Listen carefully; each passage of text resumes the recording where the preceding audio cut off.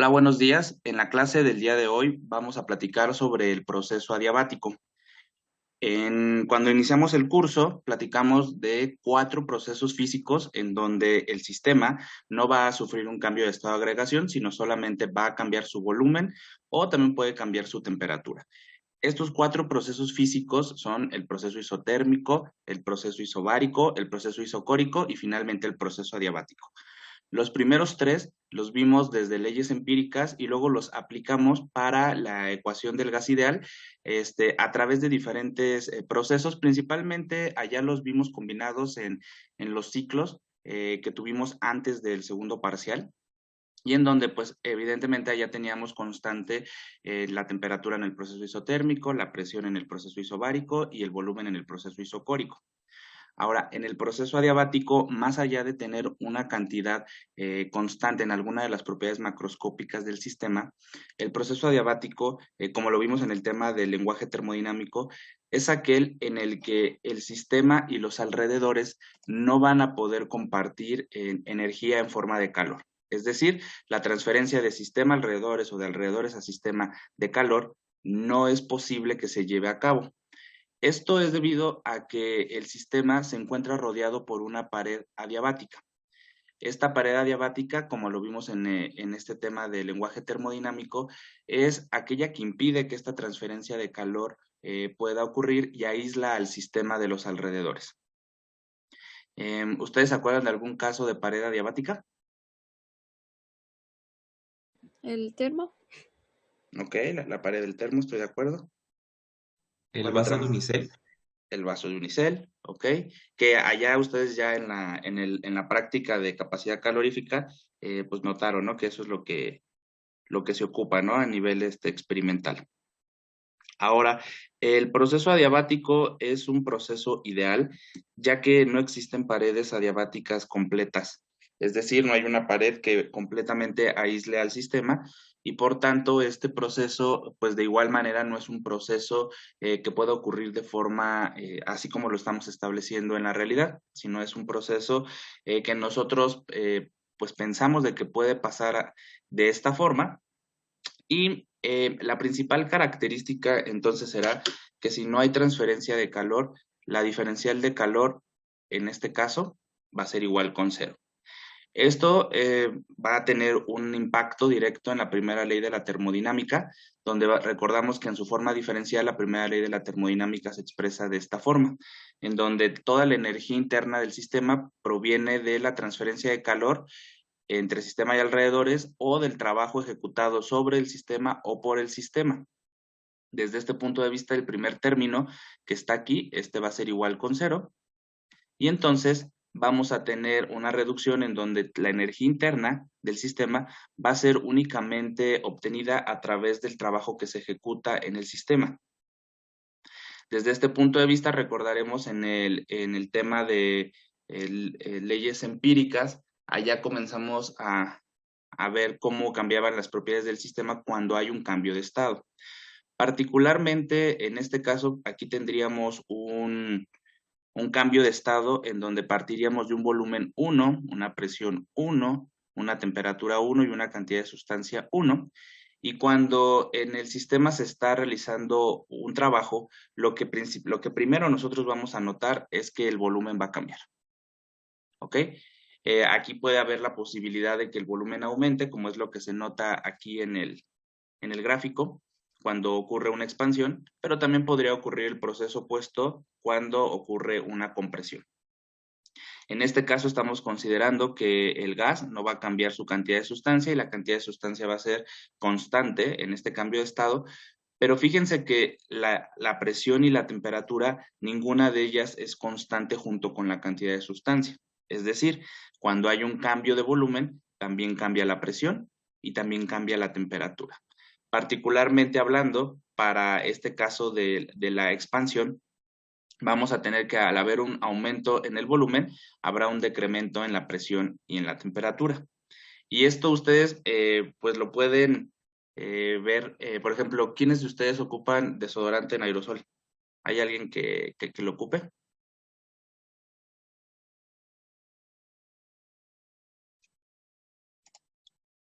sí. ¿sí?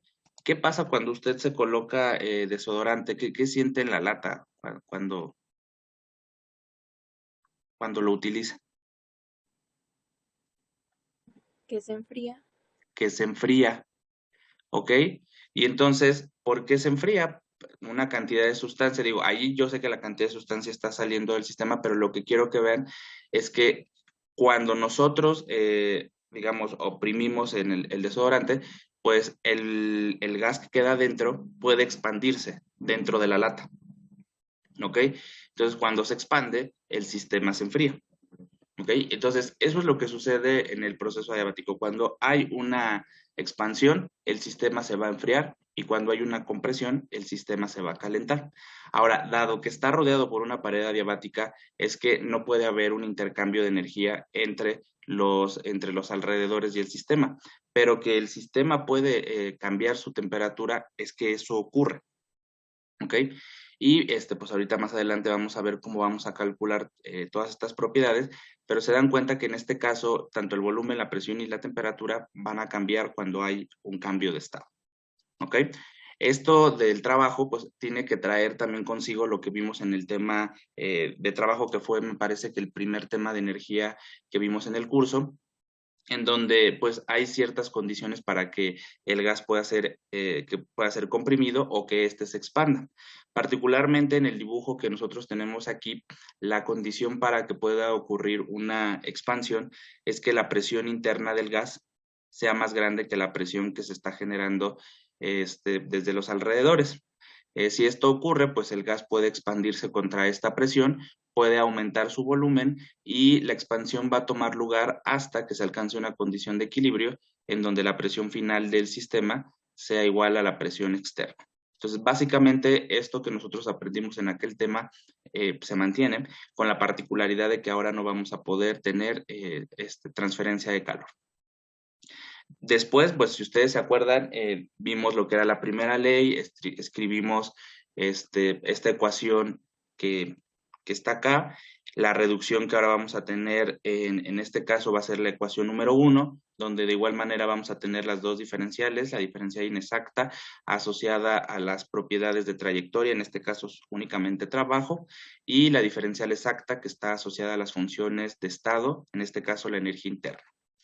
Vamos a sustituir en ecuación número 1 la expresión que aprendimos para trabajo, y si ustedes se acuerdan, la diferencial inexacta de trabajo es igual al producto de menos la presión externa por la diferencial exacta del volumen. Esto nos conlleva a la ecuación número 2, que es la ecuación diferencial que el día de hoy vamos a ocupar para poder establecer los dos casos de estudio que vamos a tener.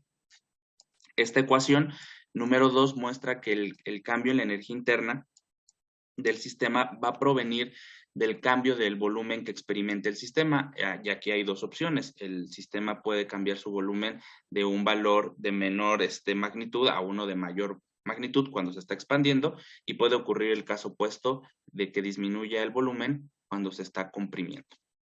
En la tabla número 1, allí mostramos los dos casos. El primero de ellos, aquí pusimos la compresión, y el segundo pusimos la expansión.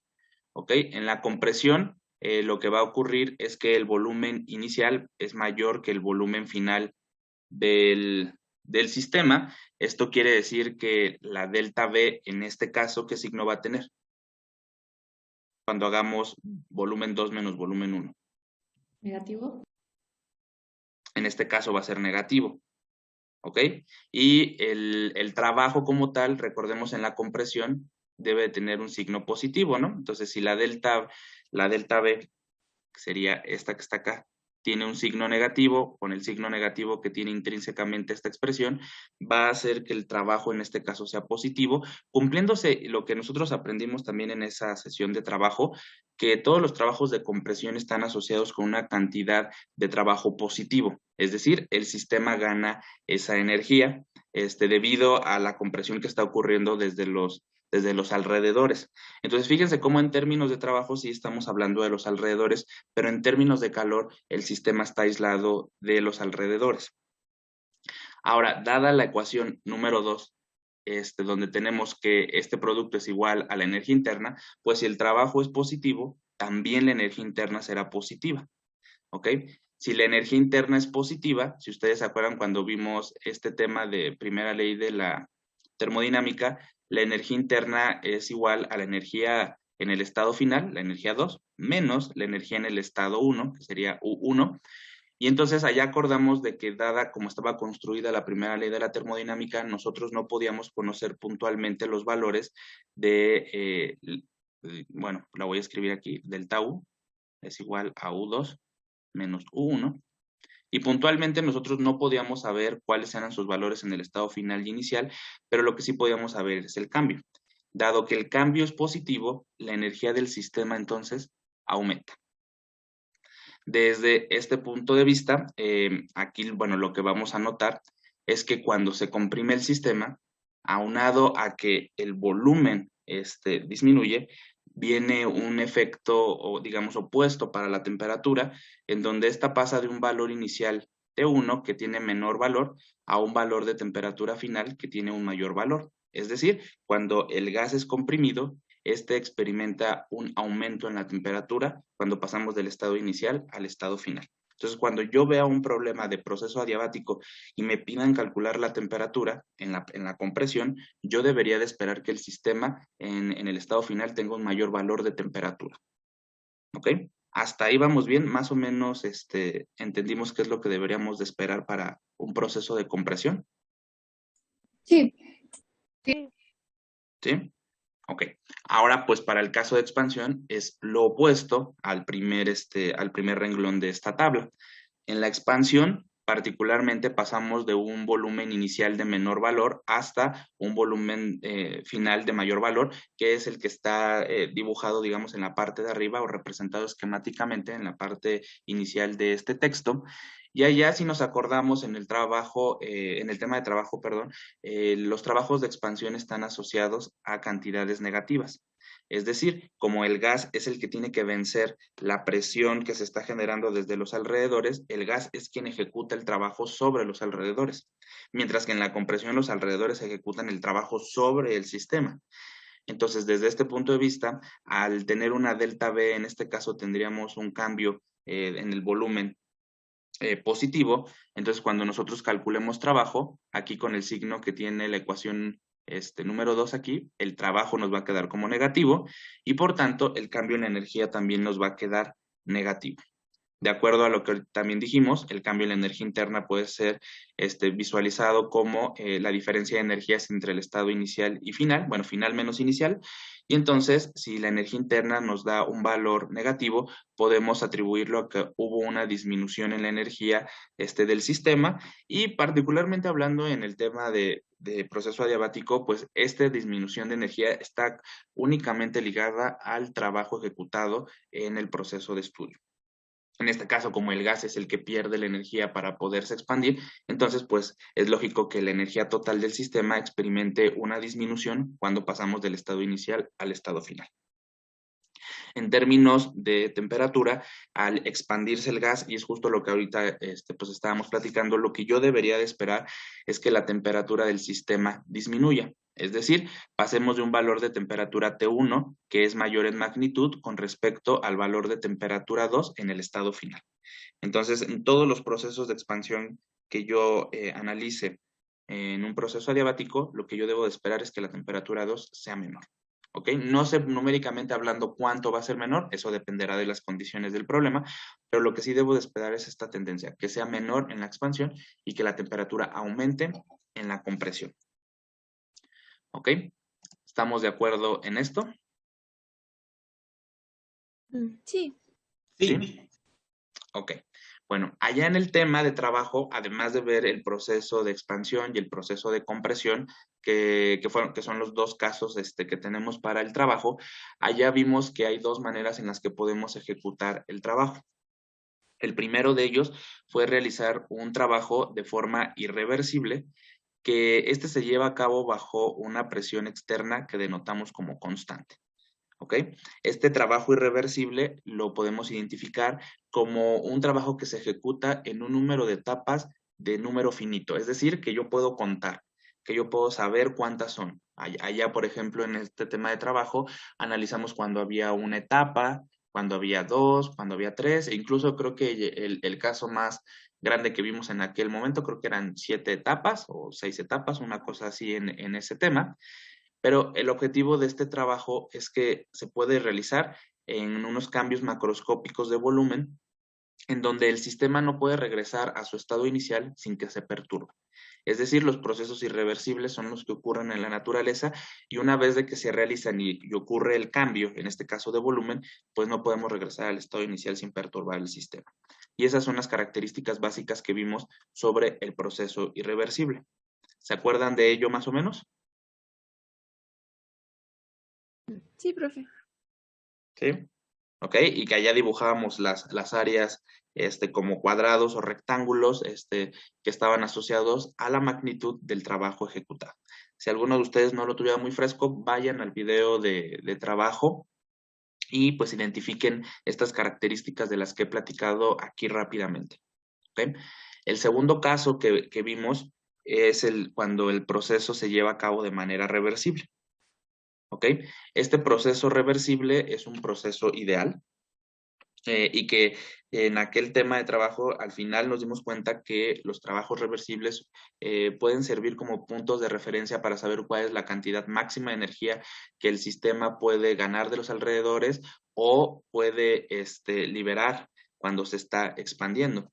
Entonces, este trabajo pues es una cantidad ideal porque se lleva a cabo en un número infinito de etapas, en donde este número infinito de etapas se lleva a cabo con cambios infinitesimales, cambios tan pequeños que cuando nosotros los ejecutamos de manera consecutiva es casi imperceptible en cada uno de estos cambios tan pequeños, cómo va cambiando, ¿no? El valor, por ejemplo, del volumen. Pero ya en conjunto, cuando sumamos todas las diferenciales, todas estas pequeñas etapas, nosotros podemos tener ahora sí un cambio macroscópico desde un volumen inicial hasta un volumen final. Y gráficamente hablando, estos cambios infinitesimales a lo que nos conllevaron fue a graficar el área bajo la curva de la isoterma de trabajo que tuviéramos en ese problema. ¿Ok? Entonces acá lo que dibujábamos eran áreas bajo la curva, mientras que en el caso 1 lo que dibujábamos eran cuadrados o rectángulos. ¿Se acuerdan de eso? Sí. Ok, entonces estos dos casos los vamos a aplicar para este tema de proceso adiabático y vamos a resolver bueno, primero vamos a platicar sobre el caso número 1, que es el de proceso irreversible. ¿Ok? Entonces, en el caso número 1, vamos a obtener las ecuaciones que nos van a poder permitir determinar tanto cómo calcular la energía interna, cómo calcular también la entalpía y el trabajo. ¿Ok? Estas son las tres propiedades que vamos a calcular porque el calor por sí mismo pues es cero. Entonces siempre cuando yo tengo un proceso adiabático lo que tengo que escribir de manera inmediata es que el calor transferido entre el sistema y alrededores es cero. Esa propiedad yo pues la escribo así por default y entonces ya tengo una de las 4 que hemos aprendido. Ya primero aprendimos trabajo, luego calor, luego energía interna y luego entalpía. De estas 4 siempre en el proceso adiabático el calor va a ser igual con cero. Entonces, esta siempre yo la voy a escribir rápidamente. ¿Ok? Ahora, con respecto de la energía interna y del trabajo, nosotros aquí hay que recordar digamos, la definición que tuvimos de energía interna en aquel tema cuando lo presentamos de la primera ley de la termodinámica y si ustedes se acuerdan, en la forma diferencial de energía interna se puede expresar como el producto NCB molar diferencial de temperatura, que cuando ya lo integramos, pues esto quedó como delta U es igual a NCB molar por delta T. ¿Ok? Pero aquí lo voy a poner en su forma diferencial porque necesito ponerlo junto con la diferencial del trabajo que nosotros escribimos en la expresión número 1. Entonces, acordamos que la expresión que yo voy a ocupar es esta, la número 2. Déjenme recortarla. Porque a partir de esta es donde vamos a obtener las ecuaciones, ¿no? Entonces, esta ecuación es nuestro punto de partida. La vamos a poner aquí. ¿Ok? Entonces, yo ya tengo del lado derecho, yo tengo escrito lo que es trabajo, y aquí ya está con su diferencial. Entonces, ahora del lado izquierdo, voy a poner la dependencia de la energía interna como función de la temperatura. Y esa dependencia de la energía interna como función de la temperatura es la que obtuvimos en ese tema de primera ley y es el que está aquí. ¿Ok? ¿Se acuerdan de esta expresión? Sí. ¿Sí se acuerdan? Sí. Ok, y se acuerdan que la de entalpía es la análoga. La diferencial de la entalpía es igual a NCP molar, diferencial de temperatura.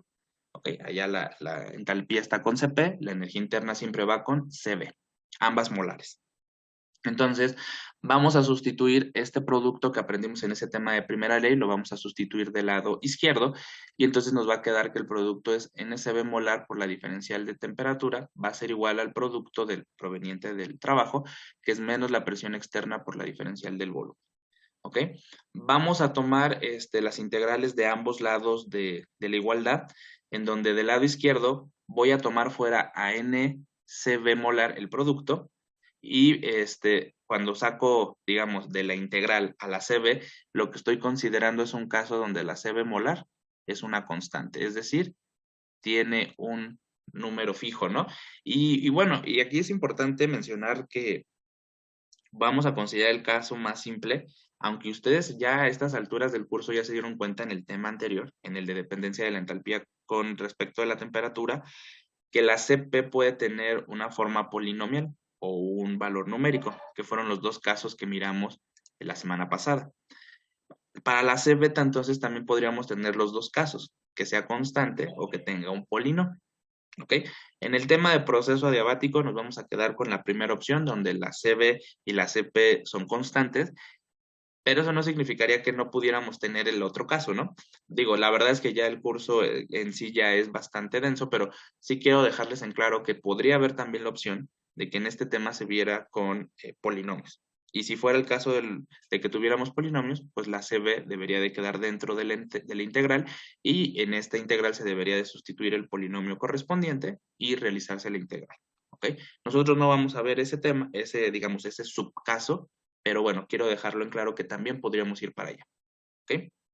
Entonces, en este caso, como es constante, la CB y la CP también va a ser constante. Entonces, bueno, la voy a tomar fuera de la integral y entonces me va a quedar NCB por la integral de la temperatura T1 inicial hasta la temperatura 2 final por la diferencial de la temperatura.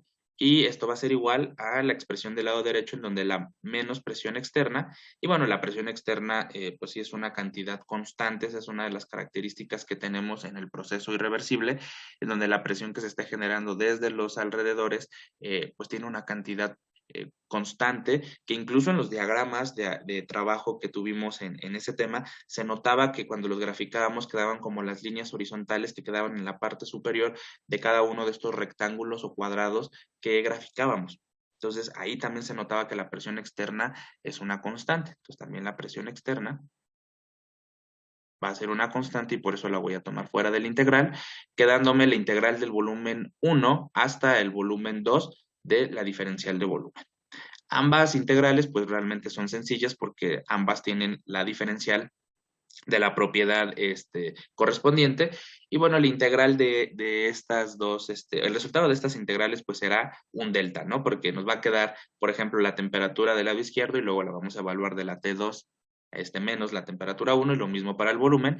Y esto va a dar lugar a la ecuación número 3 que queda como el producto NCB por el delta T va a ser igual a la menos presión externa por la delta de volumen. Esta ecuación número 3 debería de ir al ecuacionario porque esta expresión nos permite calcular ya sea la temperatura final o el volumen final que el sistema va a tener cuando un proceso es llevado a cabo de manera adiabática. Y lo adiabático está aquí en la reducción de la primera ley de la termodinámica, ahí está lo adiabático. Y lo segundo, que conlleva al proceso irreversible, pues es en la consideración, ¿no? Que la presión externa es constante y entonces la tomo fuera de la integral. Entonces, esta ecuación número 3 ya tiene estas dos consideraciones y por tanto esta ecuación nos puede servir para calcular la temperatura final o para calcular el volumen final, dependiendo qué es lo que nos solicite. ¿Ok? ¿Hasta ahí vamos bien con esta expresión? Sí, profe. ¿Sí? Bueno, Ahora, lo que también nosotros aprendimos en esta, digamos, en esa clase de primera ley de la termodinámica, es que hay dos ecuaciones que podemos nosotros utilizar, digamos, como partiendo de la definición de la energía interna y de la entalpía. Particularmente para la energía interna, allá en ese tema, mostramos que la energía interna es igual al producto NCB por delta T. Y de manera análoga, la delta H es igual al producto NCP por delta T. Como pues dijimos, la CB y la CP son constantes, entonces la ecuación número 4 y la ecuación número 5 permiten determinar los cambios en la energía interna y los cambios en la entalpía cuando hay un cambio de temperatura. En el proceso adiabático, el sistema experimenta un cambio de temperatura, puede enfriarse en la expansión o puede calentarse en la compresión. Entonces quiere decir que esta ecuación 4 y esta ecuación 5 que aprendimos en el tema de primera ley también pueden ser aplicables en este caso.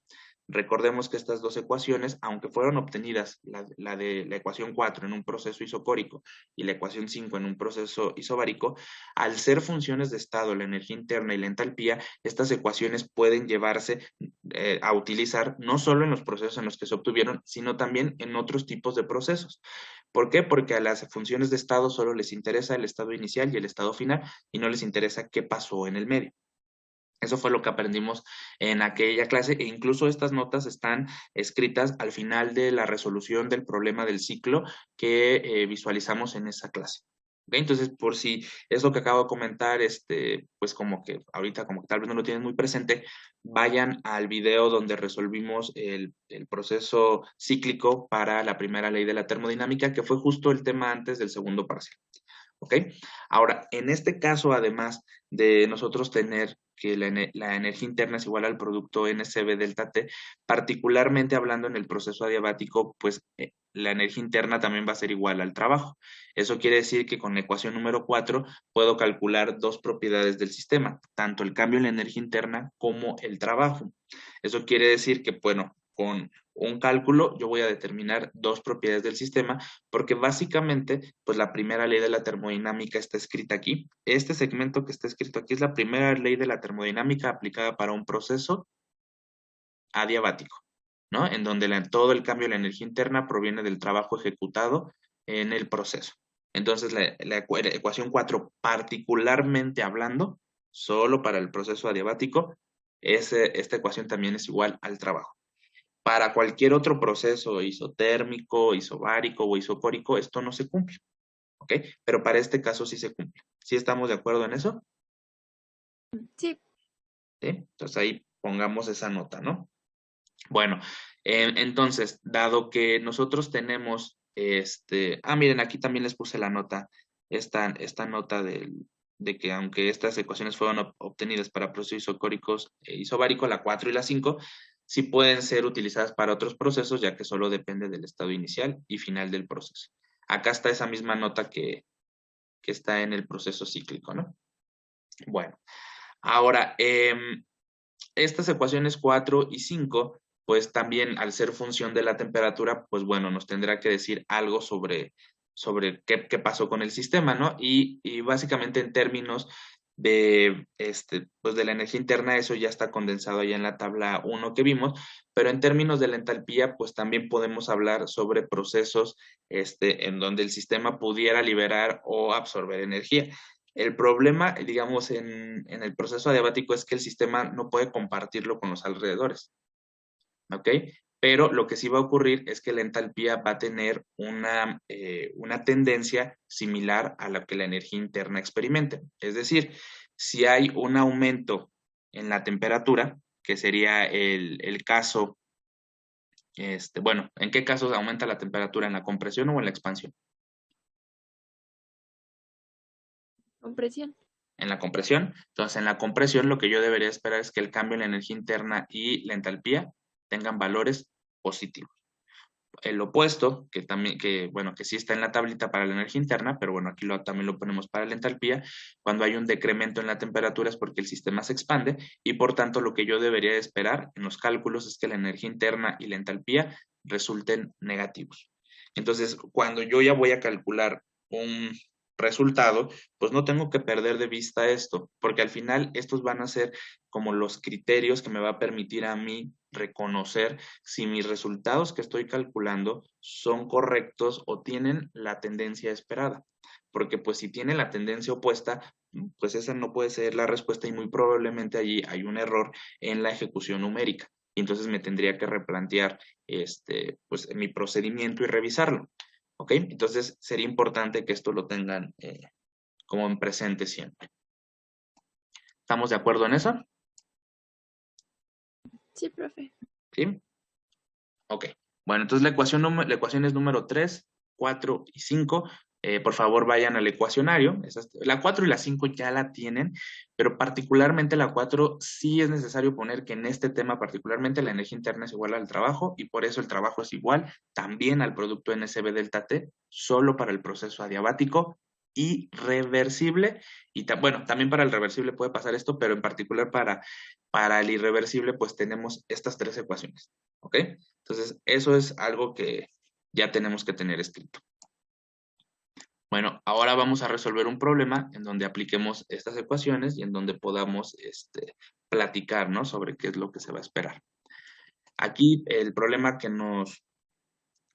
tenemos escrito dice así. Dice, una mol de un gas ideal con comportamiento ideal a 25 Celsius y 5 atmósferas, cuyo CB molar es igual a 20.785 Joule mol Kelvin, se expande, aquí ya me están diciendo qué proceso voy a analizar, se expande adiabáticamente contra una presión externa constante de 1 atmósfera. ¿Ok? Hasta que su volumen final es el doble del inicial. Entonces, ya con leer estos tres renglones, me están diciendo, 1, que el proceso es adiabático. 2, me están diciendo que el sistema se expande, es decir, su volumen final tiene que ser más grande que su volumen inicial. Y 3, me están diciendo qué tipo de proceso es, qué caso de análisis. Si se expande contra una presión externa constante, entonces forzosamente esto tiene que ir de la mano con un trabajo irreversible. ¿Ok? Que los trabajos irreversibles son los que se ejecutan con presiones externas constantes. En este caso, esta presión externa constante toma el valor de 1 atmósfera. ¿Ok? Entonces, leyendo estos tres renglones, queda claro que es el proceso adiabático y que es un proceso irreversible. Sí. ¿Sí? Ok. Bueno, entonces cuando nosotros escuchemos reversible o irreversible, se está refiriendo a la manera en la que el trabajo está siendo ejecutado. ¿Ok? Entonces, un proceso adiabático irreversible, pues lo que está diciendo que es un proceso donde no hay transferencia de calor entre el sistema y alrededores, y además hay un cambio de volumen, teniendo en cuenta un proceso en donde hay un número finito de etapas a analizar. En este caso, solo hay una etapa porque solo hay una presión externa. Si ustedes se acuerdan del tema de trabajo, allá por cada etapa que teníamos en los procesos irreversibles, teníamos una presión externa. Entonces aquí, como solo hay una presión externa, entonces solo hay un cambio de estado. Hasta ahí todo bien, ¿no? Yo creo que ya más o menos estamos recordando, ¿no? Todo lo que vimos en aquella clase de trabajo. Y bueno, entonces lo que nos piden en este problema es calcular la temperatura final del sistema, calor, trabajo, cambio en la energía interna y cambio en la entalpía para este proceso y particularmente nos lo piden que lo expresemos en unidades del sistema internacional. Entonces hay que calcular 5 cosas y básicamente estas son las que vamos a calcular siempre en los procesos adiabáticos. Puede cambiar que en vez de la temperatura final nos pidan el volumen final, puede pasar, aunque es más típico en los procesos adiabáticos que siempre nos pidan el cálculo de la temperatura final. ¿Ok? Bueno, entonces dentro de las 5 propiedades que a mí me están solicitando calcular, temperatura final, calor, trabajo, delta U y delta H, la que yo puedo escribir de manera directa, acordamos en los procesos adiabáticos, y que es independiente si el proceso se lleva a cabo de forma reversible o irreversible, pues es que la transferencia de calor siempre va a ser igual con 0, porque esa es la característica principal de un proceso adiabático. Entonces, en este caso, pues calor es igual con 0, lo escribo de manera directa y ya tengo una de las 5 cosas que me pidieron. ¿Ok? Entonces, rápidamente. Ahora vamos a platicar sobre cómo calcular la temperatura final. Bueno, la temperatura final, acordamos que para los procesos irreversibles, pues vamos a ocupar la ecuación número 3. Entonces, déjenme copiar la ecuación número 3, la voy a poner abajo. Y esta ecuación número 3, acordamos que me permite calcular la temperatura final o el volumen final del sistema. Entonces, déjenme ponerla acá. Voy a poner aquí. Ok, entonces en este caso a mí la que me están pidiendo es la temperatura final. Es esta. Entonces de ahí la voy a despejar. Entonces voy a pasar del lado derecho, primero el producto NCB lo voy a pasar dividiendo y luego a todo eso le voy a pasar sumando la temperatura 1. De tal suerte que entonces la temperatura 2 me va a quedar como, primero, menos la presión externa por la delta de volumen, que es lo que está escrito acá del lado derecho.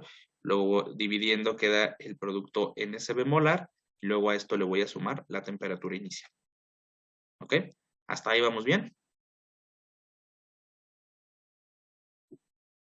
Sí. Sí. ¿Sí? Ok.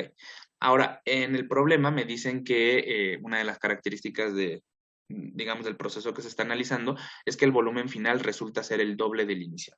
Entonces, pues yo escribo la siguiente relación, que el volumen final es el doble del inicial. Y bueno, y dado que es una expansión, entonces el volumen 2 tiene que tener un valor mayor en magnitud con respecto al volumen inicial. Entonces, esta expresión la voy a sustituir aquí y en vez de escribir volumen final, voy a escribir 2 veces el volumen 1. ¿Ok? Entonces, de esta manera yo ya, pues quito una de las, en vez de calcular el volumen 2, bueno, lo podrían calcular, ¿eh? O sea, sí se podría calcular, pero bueno, me parece un poco más práctico ponerlo todo en función del volumen 1, que ahorita vamos a determinar con las propiedades iniciales del gas, pero bueno, ya no tendría que calcular dos volúmenes, solo calculo el volumen inicial. Y entonces me queda que es menos la presión externa por 2 veces el volumen 1 menos el volumen 1 entre el producto NCB más T1. Haciendo una reducción de lo que queda en el numerador aquí, 2 veces B1 menos B1, pues simplemente me da el volumen inicial y entonces me queda la expresión menos presión externa por volumen 1 entre NCB molar más temperatura 1. Y entonces ya con esto nosotros, bueno, ya tenemos el valor, bueno, más bien la expresión para determinar la temperatura final. Y entonces ahora lo que tendríamos que ver es si conocemos todo lo que está ahí escrito, ¿no? Entonces la presión externa pues es un dato del problema y es una atmósfera. El volumen 1 no lo conocemos, no lo conocemos puntualmente hablando, pero con la ecuación del gas ideal, nos dice que es un gas ideal. Sí, perdón. El problema dice que es un gas ideal, entonces yo con la ecuación del gas ideal podría calcular el volumen 1, aunque pues le pongo ahí que no lo tenemos, porque es una cantidad que debemos de calcular, pero se puede calcular. N la conocemos, es un dato del problema, dice que es una mol. La CB molar también es un dato del problema. Y la temperatura inicial también es un dato del problema y particularmente hablando en este caso son 25 grados Celsius. Entonces, pues lo primero antes de calcular la temperatura final tendría que calcular el volumen inicial. Entonces, el volumen inicial, pues vamos a ocupar la ecuación del gas ideal que aprendimos. Y bueno, el volumen quedaría igual como el producto NR por la temperatura inicial entre la presión inicial. Esta ecuación, pues bueno, ustedes ya la conocen, la pueden de ahí despejar. N en este caso vale una mol. R aquí la puse en litro atmósfera mol Kelvin para obtener pues los valores en litros, pero bueno, abajo creo que, sí, abajo lo puse en metros cúbicos, pero bueno, aquí ocupé la R de litro atmósfera que es 0.082 litro atmósfera mol Kelvin. La temperatura inicial acordamos que son 25 Celsius, 25 Celsius en Kelvin son 298.15 y la presión inicial del sistema son 5 atmósferas. Este dato de 5 atmósferas es el que viene acá arriba, mira, con comportamiento ideal a 25 Celsius y 5 atmósferas. Estas son las condiciones iniciales del gas en el proceso adiabático. Entonces puedo ocupar esos dos valores de temperatura y el de presión para calcular el volumen. Y entonces cuando yo hago este producto, bueno, las unidades mol entre mol aquí se hace 1, Kelvin entre Kelvin se hace 1 y atmósfera entre atmósfera también se hace 1. Y entonces el resultado me va a quedar expresado en litros. ¿Podrían corroborarme que sea el resultado 4.9 litros, por favor?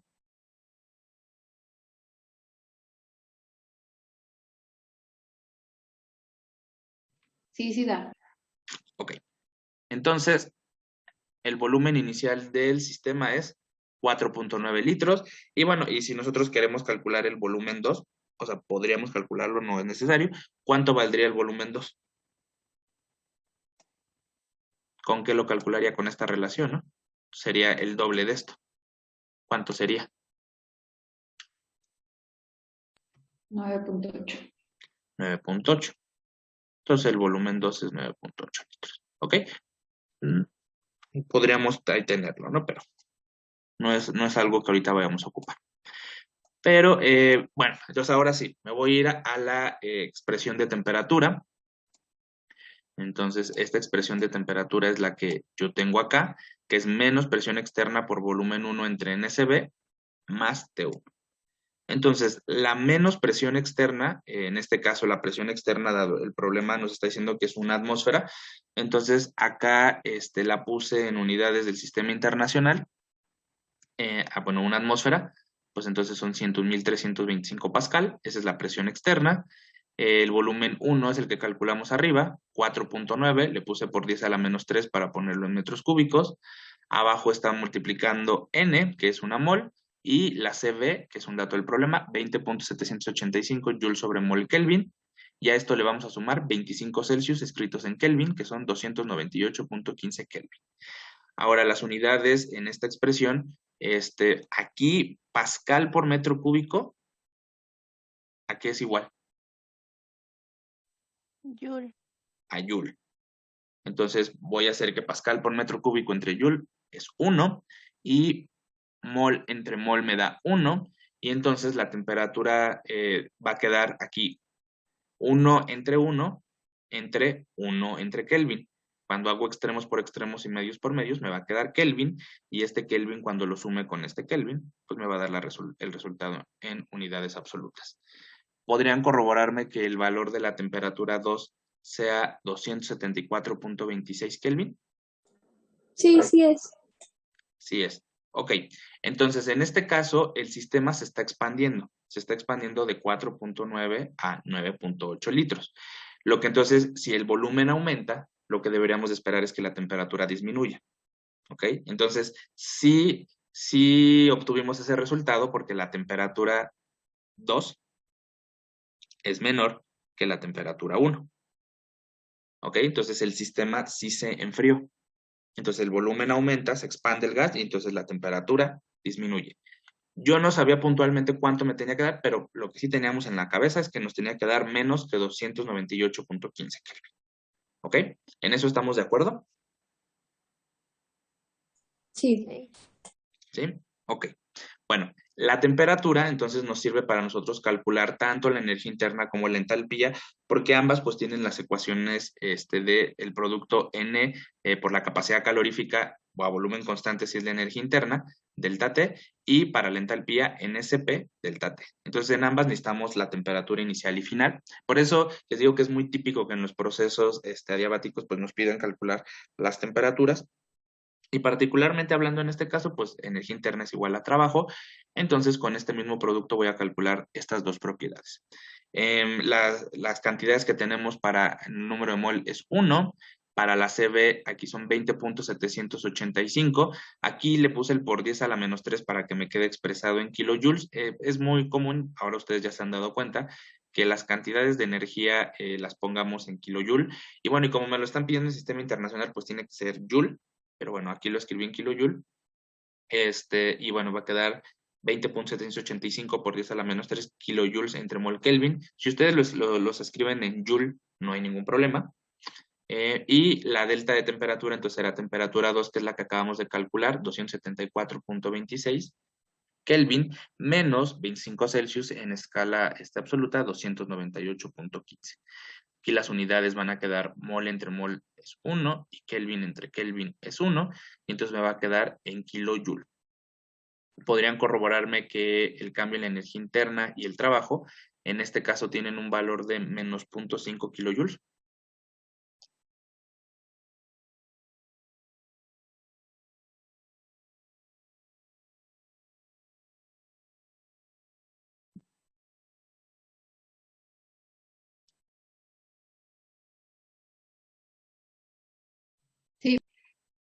¿Sí? Ok. Entonces, con este resultado, ¿qué podemos decir? 1. Dado que el trabajo es negativo, pues es lo esperado para un proceso de expansión, ¿no? Se corrobora que en efecto el trabajo está asociado a una expansión, a un aumento del volumen. 1, ¿no? Eso sería, bueno, sería lo que deberíamos de esperar, ¿no? Dado que estamos trabajando con un cambio de volumen que aumenta, pues lo que yo debería esperar es que el trabajo fuese negativo, cosa que sí ocurrió. Entonces eso también me ayuda a corroborar mi resultado. Y ahora en términos de energía interna, ¿qué podríamos decir que sea negativo?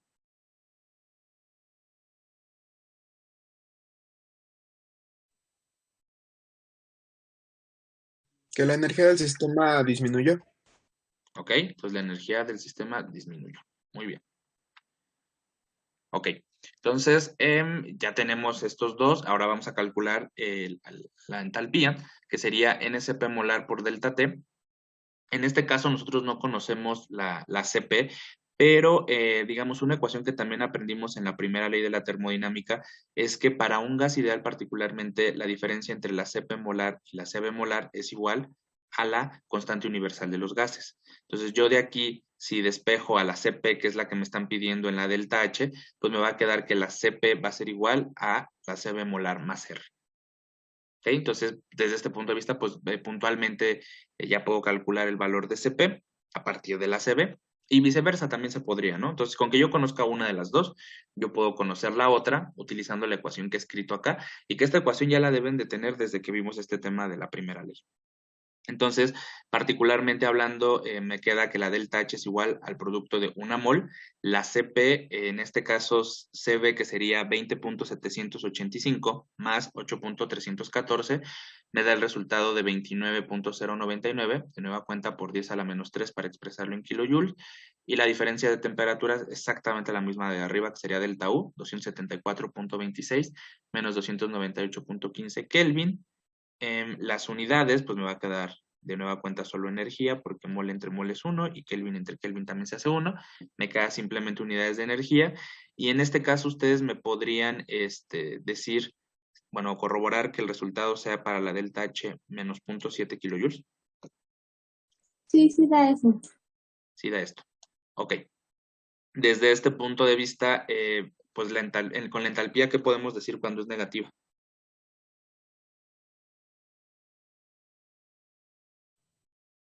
¿Es un proceso exotérmico?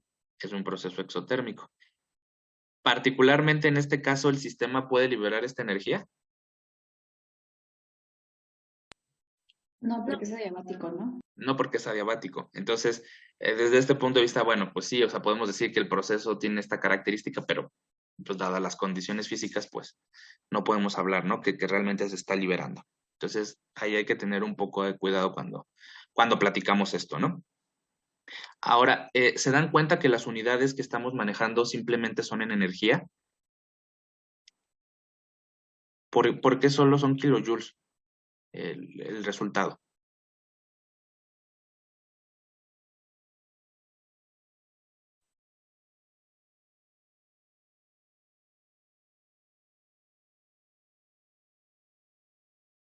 Porque en el tema pasado, las entalpías, ¿cuáles eran las unidades? Cuando vimos ley de Hess y luego dependencia de la entalpía con respecto a la temperatura para una reacción química, allá las unidades, ¿cuáles eran? Kilojoule sobre mol. Kilojoule sobre mol. ¿Y por qué aquí ahora entonces me desdigo y digo que tanto la energía interna como la entalpía solo es kilojoule? ¿Hay algo raro ahí o qué está pasando?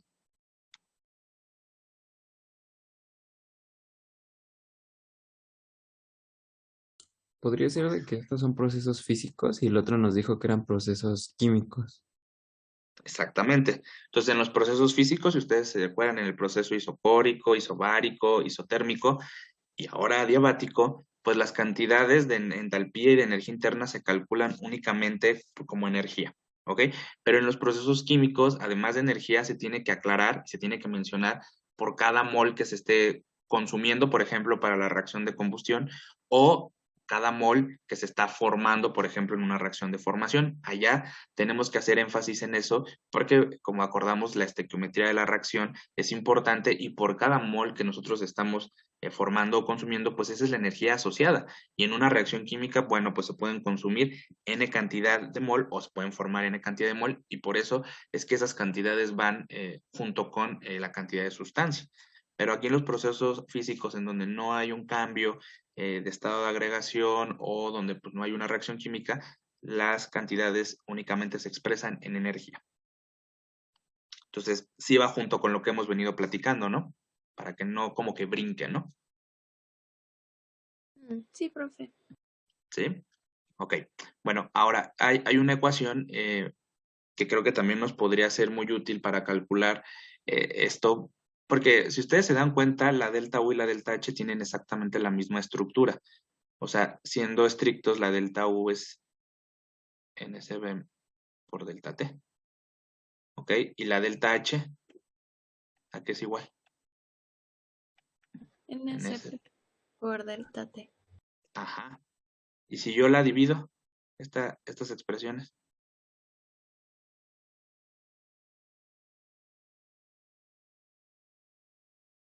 ¿Qué queda?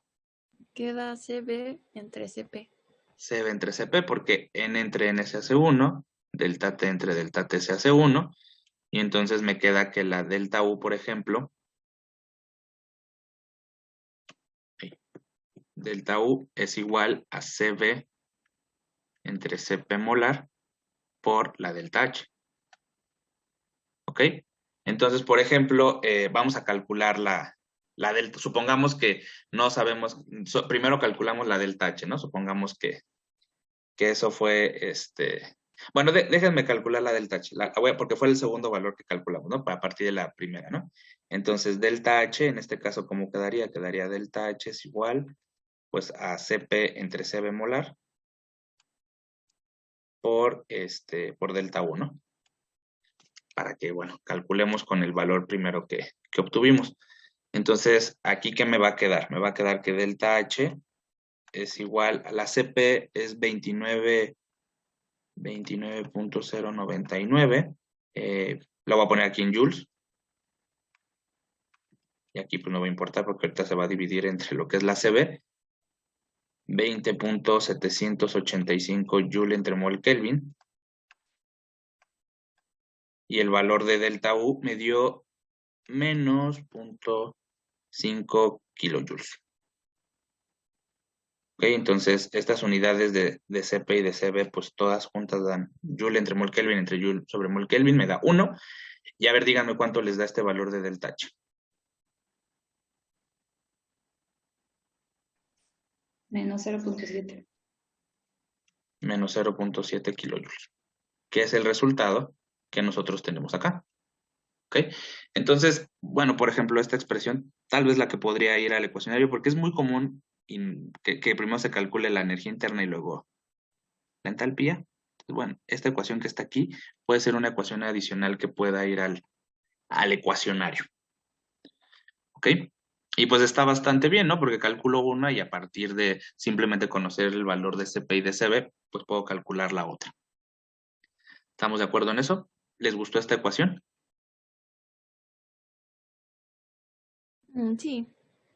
Sí. Bueno, y se fijan, ya queda independiente de la temperatura. Eso sería como lo interesante, ¿no? De esto. Sí. Vale. Entonces, ¿alguna duda? Profe, y al principio, Ah, no le escuché. Es como que se cortó.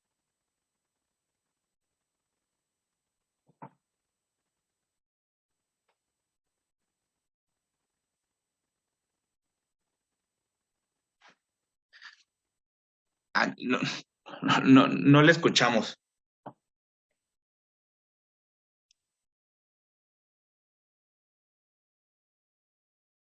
bueno, ya nada, profe, ya entendí No, nada. no dígame. Sí, diga, a lo mejor esa es la duda que alguien más tiene. Que en el principio, con base a qué dividió la delta U sobre la delta H. Ah, pues lo pude haber hecho al revés, ¿eh? No pasa nada. Pues básicamente como me di cuenta, digamos, bueno, todo esto parte de que como tienen una estructura similar, Si yo las divido, eso haría que se cancelara, ¿no? Ciertas propiedades, en este caso la cantidad de sustancia y el delta T, como son iguales, por eso surge la idea de dividirlos, Ah, ok, gracias. ¿sí? Bueno, entonces para que se den cuenta que estén relacionados. Y ahorita en el siguiente caso vamos a ver pues ese valor de CP y de CB, particularmente para el siguiente caso toma un valor o un nombre, ¿ok? Ahorita pues hasta este caso 1 podemos dejarlo así, como la relación de CP y de CB multiplicado por delta U para la delta H. Otra forma para poder calcular la entalpía, ¿no? Entonces, a mí lo que me gusta con todo esto es que ustedes siempre tengan opciones. No imaginen un problema en donde no les dan la temperatura, ni el delta de temperatura, nada de eso, pero sí les dicen cuánto vale la energía interna, por ejemplo, y les dicen que si es un gas monoatómico o diatómico, ustedes podrán calcular la entalpía sin siquiera calcular la temperatura. Esa ecuación por eso me gusta, porque es independiente de la temperatura. ¿Ok? Bueno, hasta este punto, ¿alguna duda?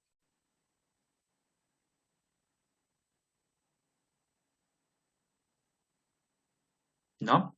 Bueno, entonces vamos a terminar aquí este video donde vimos el primer caso para el proceso adiabático considerando un proceso de trabajo ejecutado de manera irreversible. Muchas gracias. Pon en práctica lo aprendido en esta clase. Nos vemos en la próxima.